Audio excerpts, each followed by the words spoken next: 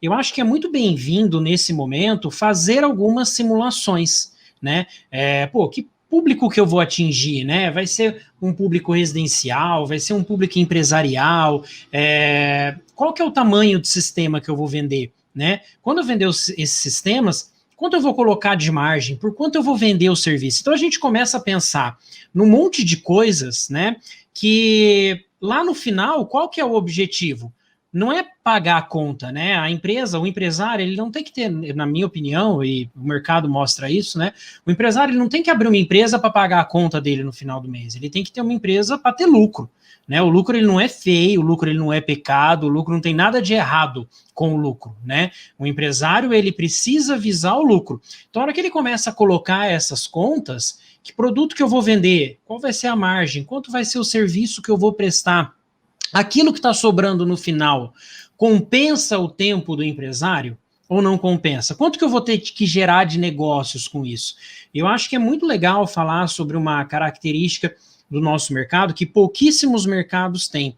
A quantidade de informações que a gente tem de dados abertos da própria ANEEL, de fontes oficiais, é fantástico. Você não acha, é muito difícil você achar outro mercado com tantos dados abertos. Então vamos imagina a cidade que você está, né? Primeira coisa que você tem que fazer a conta é quanto que a minha cidade já gerou de negócios em energia solar. Essa informação está lá na ANEEL, você consegue ver em 2014 quanto foi, 2015, 2016, 2017, esse ano quanto foi com a pandemia, ano passado.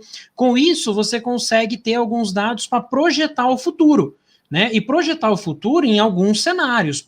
Num cenário otimista, se o que vendeu nesse ano ou o que vendeu em 2019 for X vezes maior, né? Se for 3 vezes, 4 vezes maior, não, se o mercado ficar igual. Agora, e se o mercado não crescer tanto quanto eu estou esperando, né? Então, eu acho que o momento de fazer a simulação é justamente antes de abrir, utilizando esses dados abertos que a gente tem, né?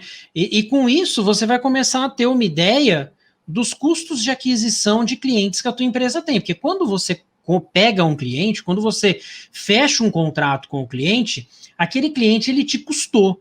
Ele custou combustível para você ir visitar. Se você fez, por exemplo, um marketing digital para chegar naquele cliente, ele teve um custo, né?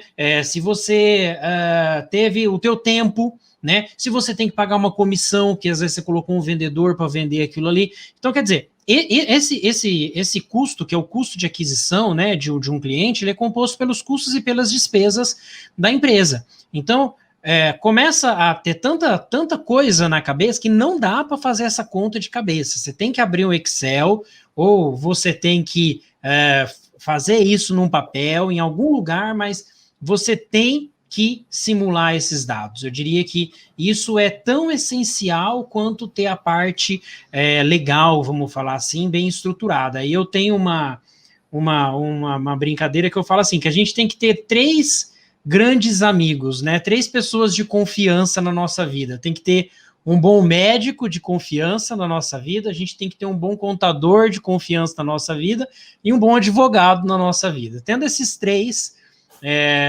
construa relacionamento, tenha 3 bons amigos em cada uma dessas áreas, que eu acho que já é um bom caminho andado.